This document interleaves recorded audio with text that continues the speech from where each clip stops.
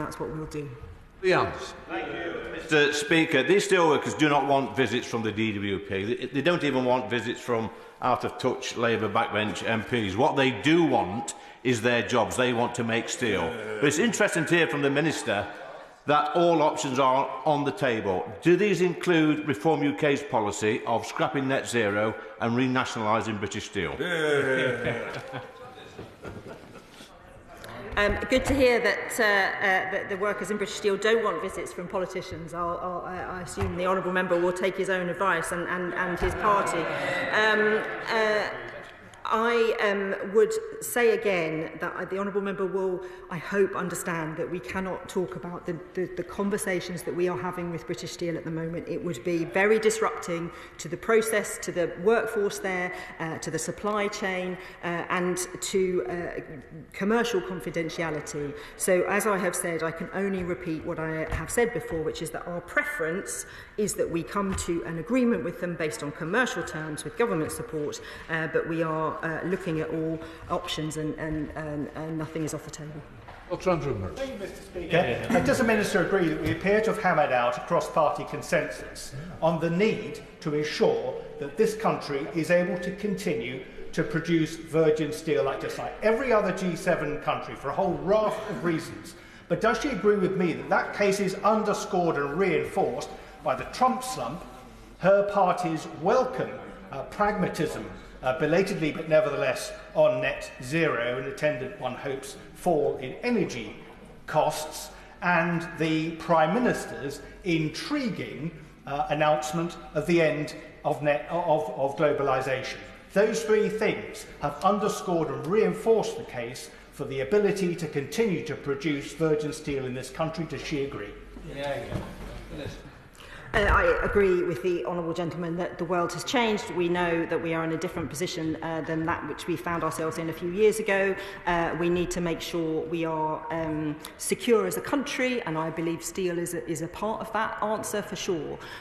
We also need to make sure we are stopping the decline of the steel industry, which has always been the wish of this side of the House in terms of, in opposition, our commitment to the plan for steel, the £2.5 billion on top of the £500 million we're giving to Tata Steel in Port Talbot. This is a real commitment to change the way that we operate the steel industry in this country so that we stop this constant decline and start to grow the industry and make sure we're producing the things that we need.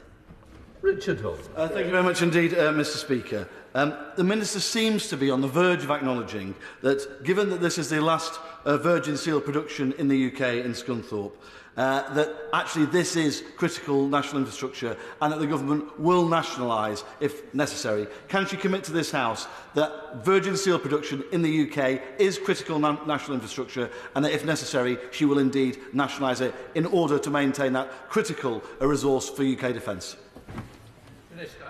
I'm afraid I've got to disappoint the honourable member. I'm not on the verge of anything, and I'm just going to repeat what I said because it is the right thing to do. We will continue to have negotiations with British Steel, mindful of those workers and the insecurity of the consultation that they're undergoing at the moment. We will make sure we do the right thing through our plan for steel and our response to British Steel, and I cannot at this point say more than that.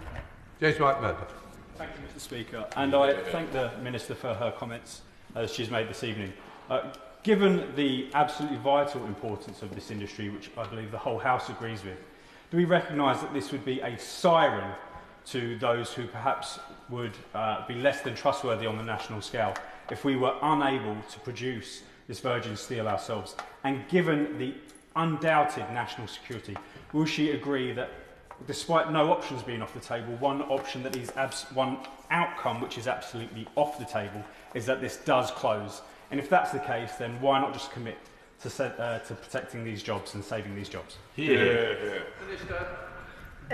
British Steel is a private company owned by Jingye, and it is for them to make the decisions that they make. Now, I have said multiple times now that we will continue to talk to them to see if we can come to an agreement on the very generous offer that was made to them.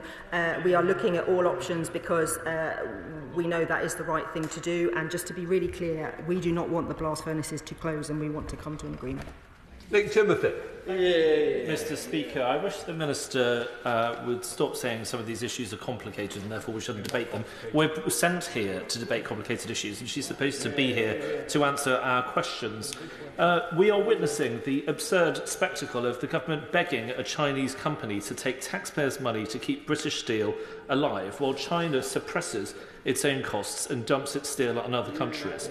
We may soon be the only G7 country incapable of producing primary steel, and she brushed off the reality of crippling British energy costs, which will only get worse in the years ahead as a matter of deliberate government policy.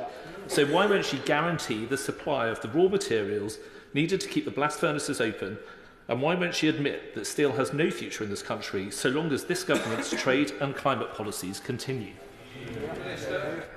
If only he'd done something when he had some influence as the advisor to the previous prime ministers. I mean, that would have been good, wouldn't it, Mr. Speaker? Look, I am not sent here to divulge commercially confidential conversations with a private company that involves thousands of people's jobs. And if the member thinks that I am, he is wrong. We are not going to do that. Nor are we begging anywhere for anything. No.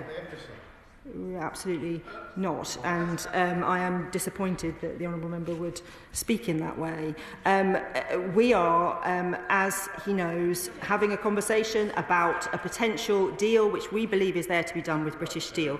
On the wider issue of the fact that it is a fact that China produces 53% of the world's steel, and we have huge issues with that, as he knows, and the tariffs have overcomplicated that situation as well, which is why the Secretary of State was meeting with the Trade Remedies Authority today. It's why we are looking at our trade strategy and why we are talking to the Americans to make sure we can do a deal with them, and why we will continue to make sure we've got all the protection we need in terms of stopping that onshoring of steel as much as we can. And those conversations will continue. The TRA is now looking at steel, and we expect those results quite soon. Very much, Mr. Speaker. It was an interesting stat the Minister just used, around 53% of the world's steel being produced by China. If we go back to the illegal invasion of Ukraine by Russia and the lead up to that, we look at the way in which Russia started to dominate, in particular, the nuclear fuel market by pushing Western providers out. There is a reason why China and Russia are behaving this way, because they want to control critical raw materials for national security around the world. And in that context, in a month's time, this House is debating the prospect of a Chinese-owned company turning off our blast furnaces in this country. That cannot be an acceptable position to be in. So will the Minister commit, as has been asked but not answered several times already, to order the raw materials to keep those furnaces on if necessary? And secondly, the Minister said earlier in an answer in response to a question on primary steel that there was a consultation underway and a strategy, and then we would see what we need to do. It's quite clear what we need to do is produce primary steel. Well, this is what we've been telling the previous government for many, many years, and the reason that British Steel is owned by a Chinese company is that was a purchase that was made under the last government in a commercial and private sector way. We believe in fair, open markets on this side of the House. I don't know quite what the opposition are becoming, but we